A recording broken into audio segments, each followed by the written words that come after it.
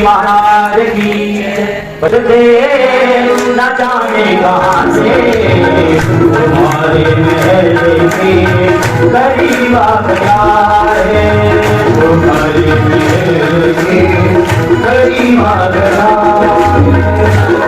है। सुदामा जी महाराज द्वारे का बताया द्वारपालों में आकर के भगवान से प्रार्थना करी कि प्रभु द्वार पर खड़ा है और आपको अपना मित्र बताकर अपना नाम सुदामा कह रहा है। शांति बना।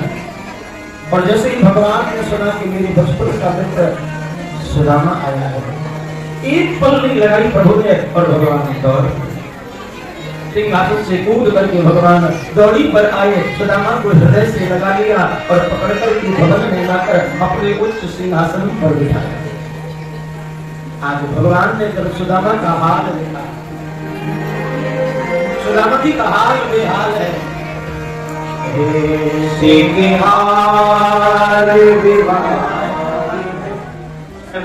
भैया तुम्हारी ऐसी स्थिति हो गई, इतनी गरीबी, इतनी विपन्नता, ये हाल तुम्हारा, क्या तुम्हें मेरी याद नहीं आई? तुम मेरे पास आया क्यों नहीं? सुदामा जी कहते हैं कृष्ण, जब तक तेरी कृपा नहीं होती ना, याद की तो बहुत जरूर है, तेरे विषय में किसी को स्मरण भी, चर्चा भी नहीं होता। आज तेरी कृपा हुई तो भैया मैं दौड़ा दौड़ा द्वारिका देख चला आया। कन्हैया बोले बड़ा बढ़िया, अच्छा किया आपने कि आप आ गए। लेकिन सुदामा भैया एक बात बताओ, विद्यालय में जब हम दोनों मित्र पढ़ते थे, गुरु जी कोई भी काम होता हम ही को बताते। हमें जब हम बिछड़ गए, अपने अपने घर चले गए, एक बात बता, तेरा कोई ब्याह सगाई संबंध हुआ कि नहीं? रामा जी कह रहे हाँ भैया मेरा विवाह हो गया और तेरी भाभी का नाम है सुशीला।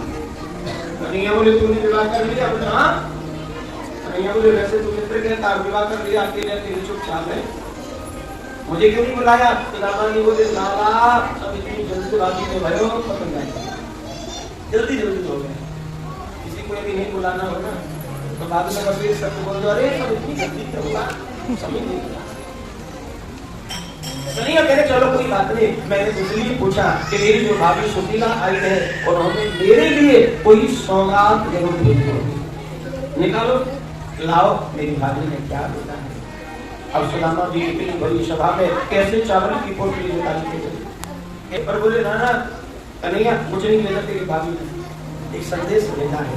क्या संदेश भेजा है कि एक मास दुई पात्र में दो एकादशी हो, मेरे घर गोपाल हो, नित्य एकादशी हो। सुशीला कह रही है मानो हे कृष्ण दुनिया के लिए तुमने महीना में 2 एकादशी बनाई, पर मेरे लिए अन्न का दाना खाने को नहीं है। रोज एकादशी जैसा गुजर रहा है, रोज एकादशी हो रही है। जो ही ये संदेश भगवान ने सुना कि होनी थी सो है चुकी, अब ना ऐसी हो भाभी तेरे भवन में, अब नित्य एकादशी हो। भगवान ने आशीर्वाद दे दिया कि अब एकादशी नहीं होगी, अब रोज द्वादशी के भंडारे होंगे। लेकिन ये तो शब्दावली में एक दूसरे से कहा। भगवान कह रहे भैया सौगात क्या भेजी है वो निकाल। अब चावल की बोतली जो छुपा रहे हैं कैसे दें, कैसे निकालें? भगवान ने देखा कि सुदामा के हाथ के नीचे कुछ दब रहा है, तो ये छुपा रहा है। भगवान ने जैसे हाथ बढ़ाया, सुदामा जी को जाना कन्हैया भैया जा हाथ से दूर रही हो। तो क्यों? सुदामा जी कह रहे हाथ में दर्द हो रहा है। कन्हैया बोले वाह इतनी देर से हम चरण दबा रहे हैं, हाथ में हो रहा है, क्या तुम्हारा हाथ दबा दे? यही हाथ से दूर। कन्हैया समझ गए यही हाथ में चढ़ता है। और जैसे ही भगवान ने हाथ पकड़ करके ऊपर उठाया तो एक चावल की पोटली टपक पड़ी और भगवान ने उठा करके पोटली जो ही खोली, तरह तरह के इसमें चावल, आधे चावल, साबुत चावल, दाने की टूटे पीले, तरह तरह के विभिन्न प्रकार के। भगवान ने समझ गए कि मेरे भक्त के घर में कुछ था नहीं, लेकिन होगा धन आदि वैभव का भूखा नहीं, मैं तो प्रेम का भूखा हूँ। भक्त मेरे लिए बस कुछ लाए, खाली हाथ ना, खाली हाथ वाले भक्तों को स्वीकार नहीं करता। जो है वो मुझे अर्पण कर दे। पत्रम पुष्पम फलम तोयम, पत्र पुष्प उसको फल, जो भी हो बस वही मुझे भेंट कर दो।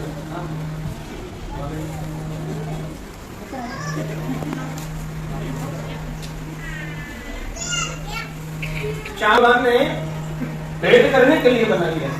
जिनके पास कुछ नहीं है वो 4 चीज भगवान को भेंट कर दे। कौन कौन सी? कोई पत्र, पुष्प, फल और तोय माने जल। और ये चीज सबके पास है। जल तो सब जगह है, सब जगह व्याप्त है। कहीं से भी लेकर भगवान को अर्पण कर दीजिए। भगवान कहते हैं मेरा मित्र मेरे लिए चावल लाया है भेंट के लिए, मैं बड़ा प्रसन्न हूँ। भगवान ने आज 1 मुट्ठी चावल पाए हैं और जैसे ही 1 मुट्ठी चावल पहले पाए तो 1 लोक दे दिया, दूसरी मुट्ठी चावल पाए तो दूसरा लोक दे दिया। और जब 2 लोक दे दिए तो यमराज दौड़ा दौड़ा आया और भगवान से बोला प्रभु ये आप क्या कर रहे हो? भगवान बोले क्यों? यमराज कहता है आप जैसे लोक पर लोक दे रहे हो, आपको मालूम इसके भाग्य में क्या लिखा है? ये ब्राह्मण इसके भाग्य में धन नहीं है, इसके खाते को पढ़ो देखो। भगवान बोले क्या लिखा है बताओ? खाता खोला गया चित्रगुप्त के द्वारा। यमराज कहता महाराज देखिए जिसके नाम के आगे लिखा है श्री क्षय, श्री माने लक्ष्मी, क्षय माने विनाश, इसके भाग्य में लक्ष्मी नहीं है। भगवान बोले अच्छा एक काम करो इस शब्द को उल्टा कर दो। और श्री क्षय का जब उल्टा शब्द किया तो बना यक्ष श्री, श्री क्षय यक्ष श्री।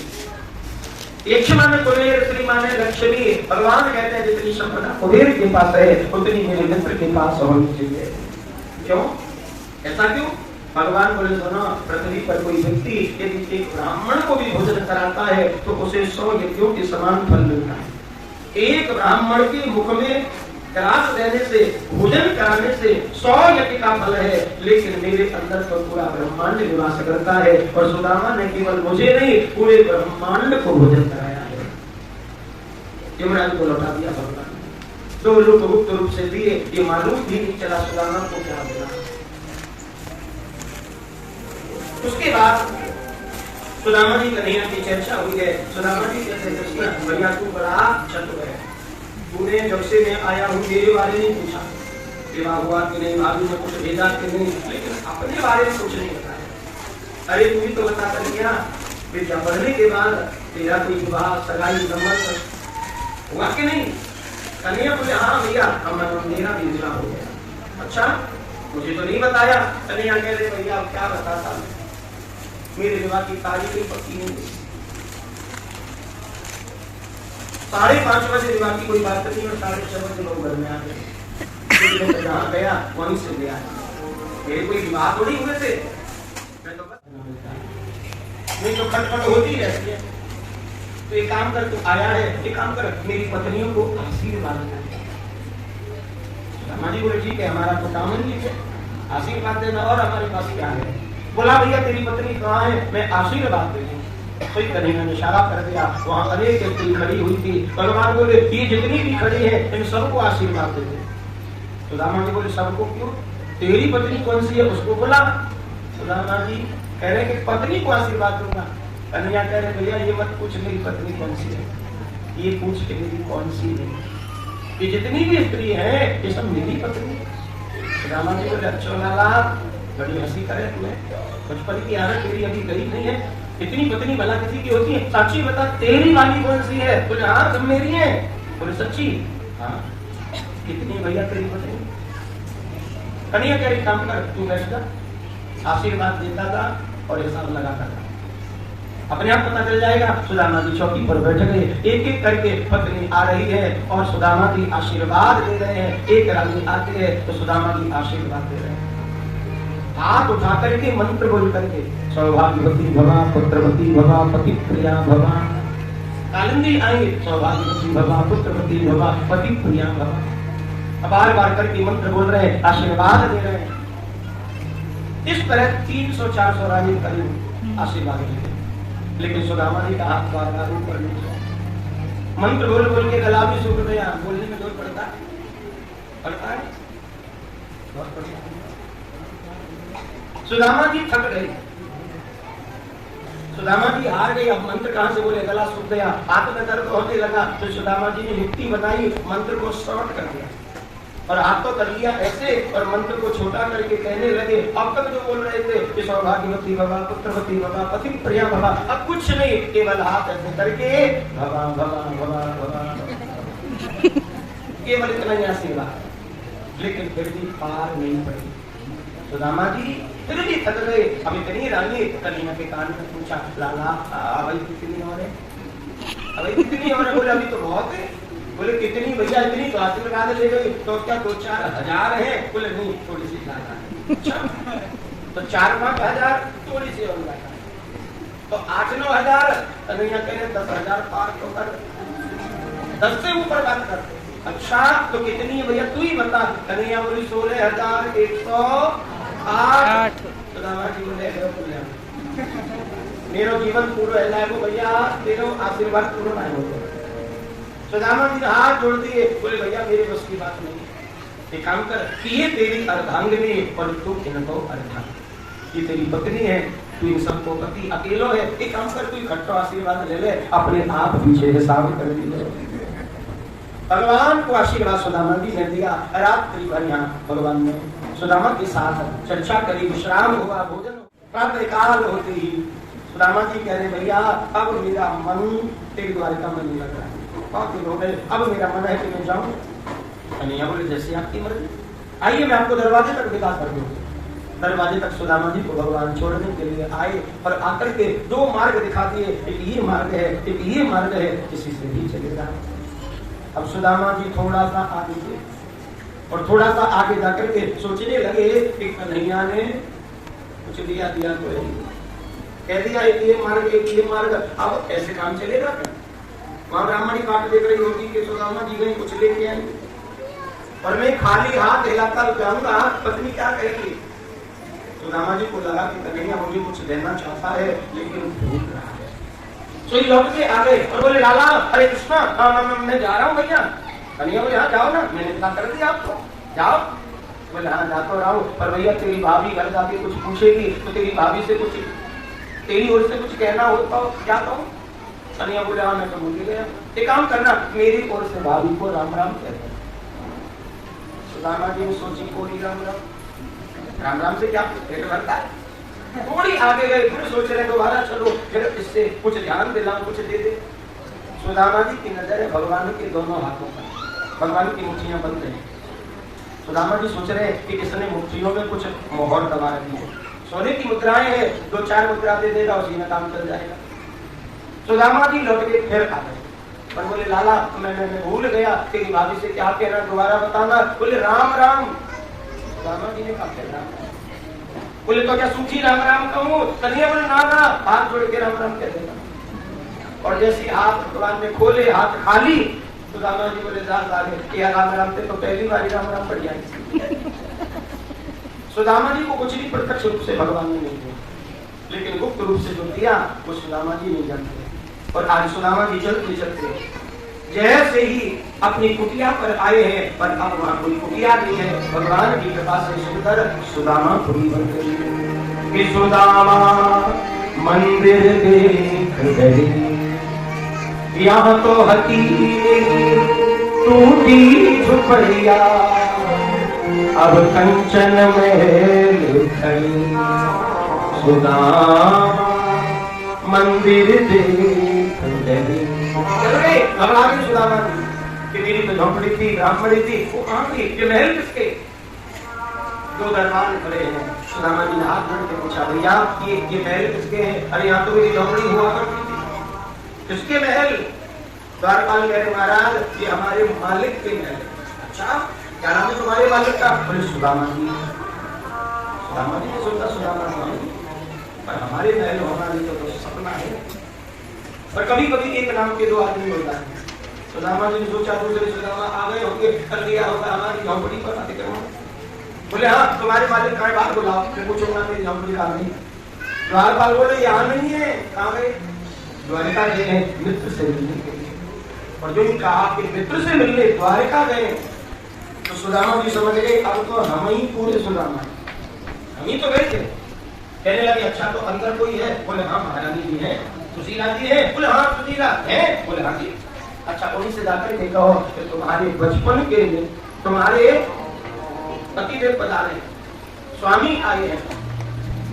द्वारपाल में जाकर के सुशीला से प्रार्थना करी कि महारानी जी आपके पतिदेव पधारे, आपके स्वामी के नाम पे ब्राह्मण देव आए तो प्रसन्न होकर के स्वागत करने के लिए दरवाजे पर आए। लेकिन भगवान की कृपा से सुशीला हो गई थोड़ी मोटी, क्योंकि जब ये आता है ना बोलो राधे राधे, ये जब आता है अच्छा ये समझते क्या होता है? सब समझते हैं, ये समझने की जरूरत नहीं है। लेकिन जब धन आता है तो भैया ये भी जरूर आता है, तो कोई भगवान की कृपा है धन के संग ये ना आए, क्योंकि जब धन आता है तो जीव बदल जाता है। माया में सबसे बड़ा प्रभाव ये कि वो जीव को बदल देती है। कुछ खा रहे ना पहना बोलना चलना चलना करना खाना पीना सब बदल जाता है, नाम तक बदल जाता है। गांव में कुछ और शहर में कुछ और। हमें आपको क्या बताएं, जीव इतना बदल जाता है कि पहचानने से इनकार करने लगता है। जिसके संख्या का पाया बड़ा हुआ उसी को नहीं पहचानता। सुशीला मोटी हो गई, सुंदर श्रृंगार करके आई है, सजधज करके आई है। अब सुदामा जी ने देखा कि ये मेरी पत्नी हो ही नहीं सकती, वो तो बेचारी पतली सी दुबली सी गरीब नहीं फटी धोती पहनने वाली, और ये रेशमी साड़ी बनारसी साड़ी पहन के आई। तो ये भागने लगे सुदामा, अब पीछे पीछे सुशीला चरण पकड़ लिए, बोले स्वामी आप भले द्वारका गए मुझे भूल गए, देखो मैं आपकी पत्नी सुशीला।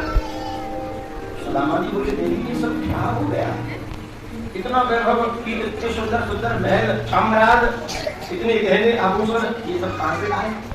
सुशीला कह रही है प्रभु जब से आप द्वारका गए हो तब से भगवान की कृपा बरसी, उन्हीं की कृपा से ये सब मिला है। सुदामा जी कह रहे हैं मेरा कन्हैया भी बड़ा न्यायकारी, क्योंकि तुम्हारे मन में इच्छा थी इसलिए तुमको भगवान ने दिया, मेरे मन में इच्छा भी नहीं थी इसलिए मैं तो जैसा गया वैसा ही वापस आ गया। सुदामा जी कह रहे तुम्हें दिया है तुम भोग देंगी, अब मैं इस संपत्ति का भोग नहीं करूंगा, मैं तो मन में जाकर के भगवान का भजन करूंगा। श्री सुदामा जी वन में चले गए, चिरकाल तक साधना करी, तप किया और अंत में अपने भजन बल से भगवान के धाम को प्रस्थान कर गए। बोले सुदामा जी महाराज की जय। सुदामा जी महाराज भगवान के धाम को प्रस्थान कर गए। सुदामा चरित्र की पावन कथा सुखदेव जी ने परीक्षित को सुनाई, और जो जन इस कथा को सुनते हैं कभी उनके घर में दरिद्र प्रवेश नहीं करता। ये सुननी भी चाहिए, पढ़नी भी चाहिए।